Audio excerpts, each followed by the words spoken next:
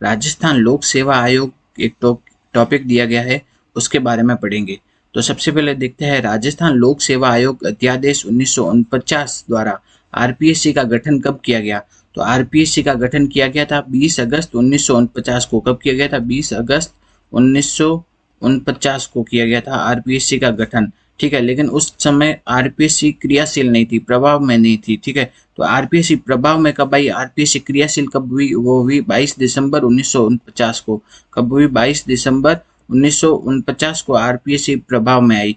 तो आरपीएससी का गठन तो कब किया गया? 20 अगस्त 1949 को, और आरपीएससी प्रभाव में आई 22 दिसंबर 1949 को। ठीक है, तो आरपीएससी का गठन आरपीएससी अध्यादेश राजस्थान लोक सेवा आयोग अध्यादेश 1949 के द्वारा किया गया था। ठीक है, अब हम आगे देखते हैं कि प्रारंभ में जब आरपीएससी का गठन किया गया था तो आरपीएससी का मुख्यालय कहाँ पे था? जयपुर में था। ठीक है, प्रारंभ में आरपीएससी का मुख्यालय जयपुर में था, लेकिन एक समिति है उसकी सिफारिश के आधार पर आरपीएससी का मुख्यालय बाद में जयपुर से कहाँ कर दिया गया? अजमेर कर दिया गया।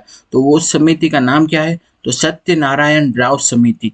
सत्यनारायण राव समिति की सिफारिश के आधार पर। ठीक है, तो किस समिति की सिफारिश के आधार पर आरपीएससी का मुख्यालय जयपुर से अजमेर कर दिया गया? वो है सत्यनारायण राव समिति की सिफारिश के आधार पर। ठीक है, तो आरपीएससी का मुख्यालय जयपुर से अजमेर किस समिति की सिफारिश के आधार पर किया गया? वो है सत्यनारायण राव समिति की सिफारिश के आधार पर।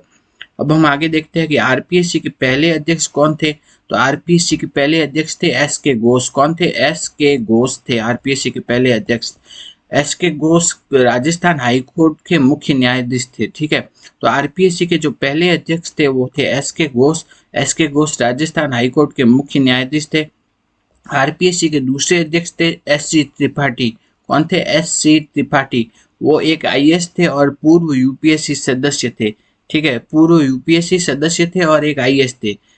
अब आगे हम देखते हैं वर्तमान में आरपीएससी का मुख्यालय कहाँ है? वो है अजमेर में।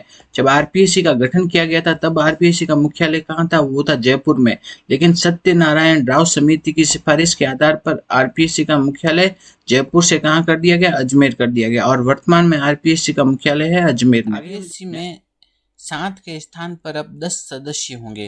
तो आरपीएससी में पहले कितने सदस्य होते थे? 7 सदस्य होते थे। अब उनकी संख्या बढ़ाकर कितनी कर दी गई है? 10 कर दी गई है। तो आरपीएससी में ना 3 नए सदस्यों के पद क्या किए गए? सृजित किए गए। अब आरपीएससी में कुल सदस्यों की संख्या कितनी होगी? 10, और पहले कितनी होती थी? 7, और 3 पद नए बढ़ाए गए हैं। तो अब आरपीएससी में कितने सदस्य होंगे? कुल वो होंगे 10। नेक्स्ट हम देखते हैं इसके लिए क्या किया है। राजस्थान लोक सेवा आयोग विनिमय 1974 के विनिमय 3(1) में संशोधन को मंजूरी प्रदान कर दी गई है। अब वर्तमान में आरपीएससी में सदस्यों की संख्या हो गई है 10, और उसके अलावा एक किसका पद है? अध्यक्ष का पद है। तो वर्तमान में आरपीएससी में एक अध्यक्ष तथा 10 सदस्य के पद वर्तमान में है। आरपीएससी के अध्यक्ष का या सदस्य का कार्यकाल कितना होता है? तो आरपीएससी के अध्यक्ष या सदस्य का कार्यकाल होता है 6 वर्ष या 62 साल की आयु पूर्ण करना है। ठीक है, या तो उसने 6 वर्ष का कार्यकाल पूरा कर लिया हो, 6 वर्ष का कार्यकाल पूरा कर लिया हो, या फिर 62 साल की आयु पूर्ण कर ली हो। ठीक है, तो इन दोनों में से जो भी उसने पहले किया है उसके आधार पर आरपीएससी के सदस्य का या अध्यक्ष का कार्यकाल होता है। अब हम आगे देखते हैं कि आरपीएससी अध्यक्ष का जो पद है वो क्या है? एक संवैधानिक पद है। क्या है? संवैधानिक पद है। ठीक है, तो इसकी नियुक्ति कौन करता है? वो करता है राजस्थान का राज्यपाल। तो आरपीएससी के अध्यक्ष की या सदस्यों की नियुक्ति करता है वो कौन करता है? राजस्थान का राज्यपाल करता है। ठीक है, अब हम आगे देखते हैं कि आरपीएससी अपना वार्षिक प्रतिवेदन किसे प्रस्तुत करती है? राजस्थान के राज्यपाल को। आरपीएससी के अध्यक्ष के रूप में सबसे लंबा कार्यकाल किसका रहा? वो था डी.एस. तिवारी का। ठीक है, आरपीएससी के अध्यक्ष के रूप में सबसे लंबा कार्यकाल रहा था डी.एस. तिवारी। इनका डी.एस. तिवारी। ठीक है, नेक्स्ट हम देखते हैं कि आरपीएससी के कौन से ऐसे सदस्य हैं जो कि अध्यक्ष भी रह चुके हैं और सचिव भी रह चुके हैं। ठीक है, तो अध्यक्ष और सचिव दोनों रह चुके ऐसे अध्यक्ष कौन है? वो है एन के बैरवा। तो एन के बैरवा है वो अध्यक्ष भी रह चुके हैं और सचिव भी रह चुके हैं। अब हम आगे देखते हैं कि आरपीएससी के अध्यक्ष के रूप में सबसे कम कार्यकाल किनका रहा? वो है पी.एस. यादव। इनका कार्यकाल सिर्फ 37 दिन का रहा था। ठीक है, तो आरपीएससी के अध्यक्ष के रूप में सबसे कम कार्यकाल पीएस यादव का रहा, उनका कार्यकाल सिर्फ 37 दिन का था। अब हम आगे देखते हैं किस आर्टिकल में प्रत्येक राज्य के लिए एक लोक सेवा आयोग का गठन करने का प्रावधान है। वो है आर्टिकल 315(1).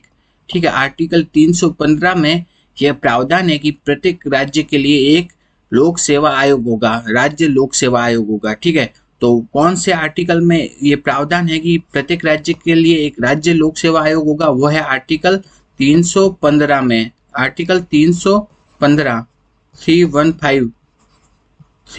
ठीक है, आर्टिकल 315, आर्टिकल 315 में ये प्रावधान है कि प्रत्येक राज्य के लिए क्या होगा, एक लोक सेवा आयोग का गठन करने का प्रावधान है। अब हम आगे देख सकते हैं कि राजस्थान लोक सेवा आयोग है, उसके अध्यक्ष तथा उनके सदस्यों की जो नियुक्ति करता है वो कौन करता है? राजस्थान का राज्यपाल करता है। आरपीएससी के अध्यक्ष तथा सदस्यों की नियुक्ति करता है राजस्थान का राज्यपाल।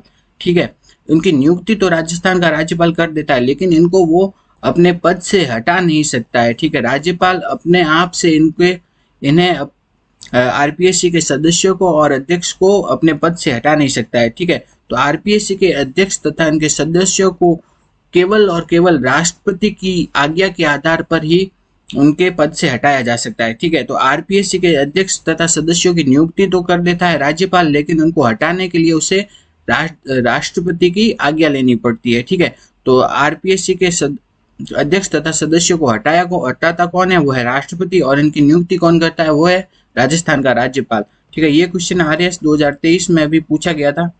आरपीएससी के जो नए अध्यक्ष बने हैं वो कौन बने हैं? उत्कल रंजन साहू बने हैं।